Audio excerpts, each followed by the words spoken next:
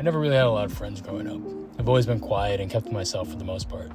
The stuff I was interested in, I was always able to do by myself. Gaming, skating, and finding a passion for cars.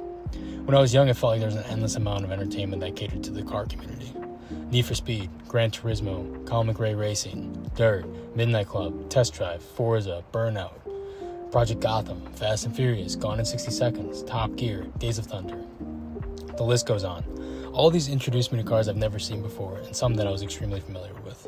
Mainly the muscle cars, as I grew up around those the most. Growing up around someone who loves cars is a double-edged sword. It can have great heights and dark lows. You can get introduced to new cars and types of racing. Then you can build a relationship with a car and dream about owning it when you're old enough to drive. As you start to express interest in different racing styles or cars, a barrier can start to build up and separate what you grew up around and where your interest is going. This may only be my experience, but I'm sure someone will be able to connect with my story. The more I wanted to explore other racing genres and cars, the more what I grew up around interested me less and less. Especially when all the people I knew were doing different things and showing up less and less.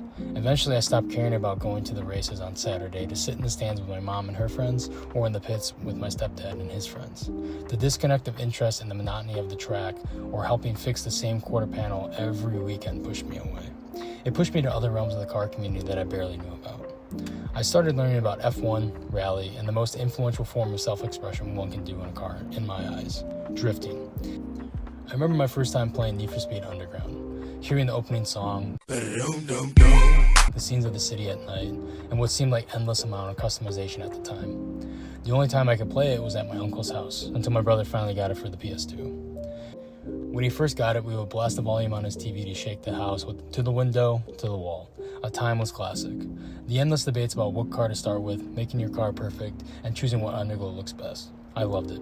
I constantly asked him to play it and to play with me.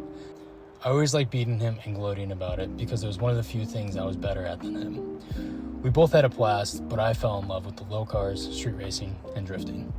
There were other games that implemented drifting into the racing mechanics, but this was the first time that I saw it as a style and racing mechanic. It was also something that I understood right away. It wasn't about just winning the race.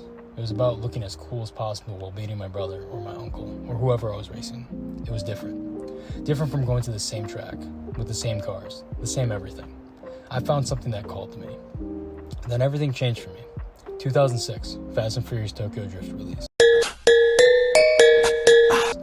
And solidified itself as one of my favorite car movies. I loved it for all it was.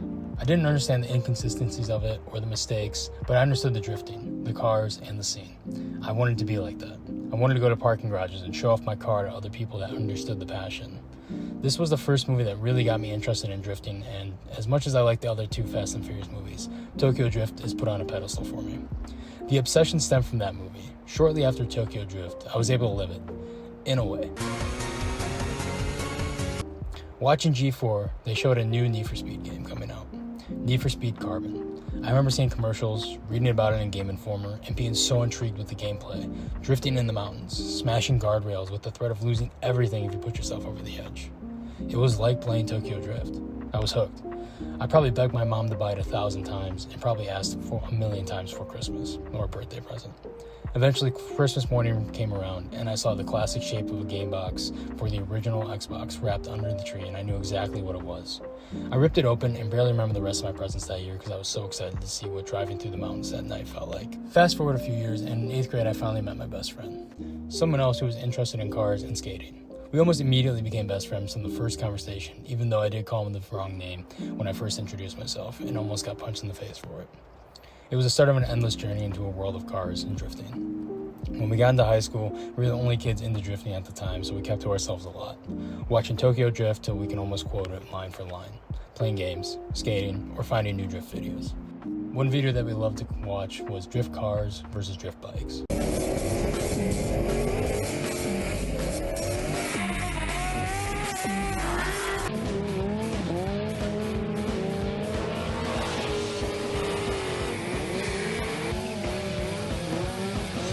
It was phenomenal. We lost our minds watching it for the first time.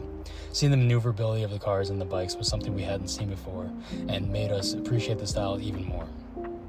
I think it was when the second one released that we were watching it in study hall right as the bell rang, and we didn't even move because we were so transfixed on it. Then we needed a car.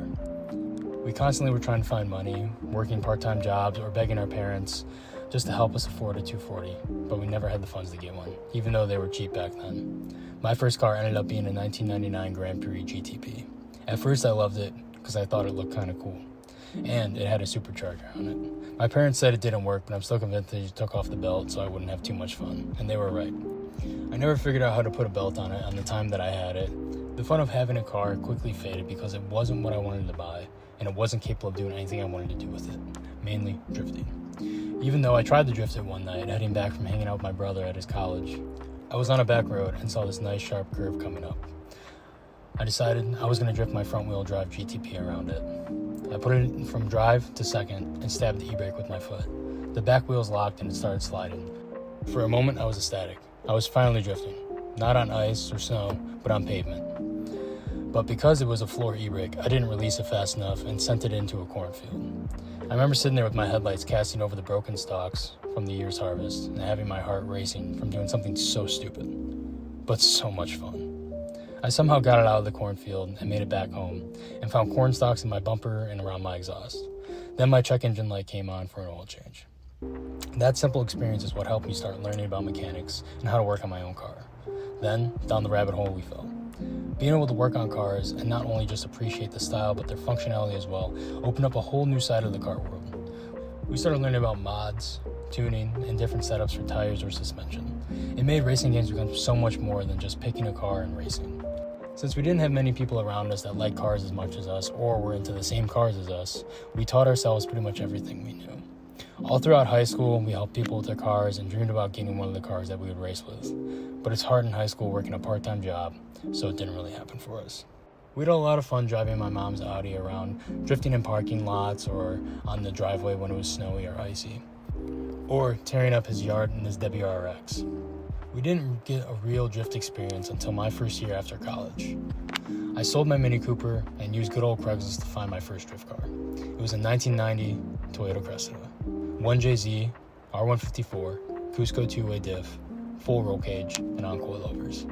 I was eyeing it for weeks before I called my best friend and asked if we can go look at it. We took a ride up to Milwaukee around 7-ish in his 02 WRX and pulled up to this warehouse behind a barbed wire fence.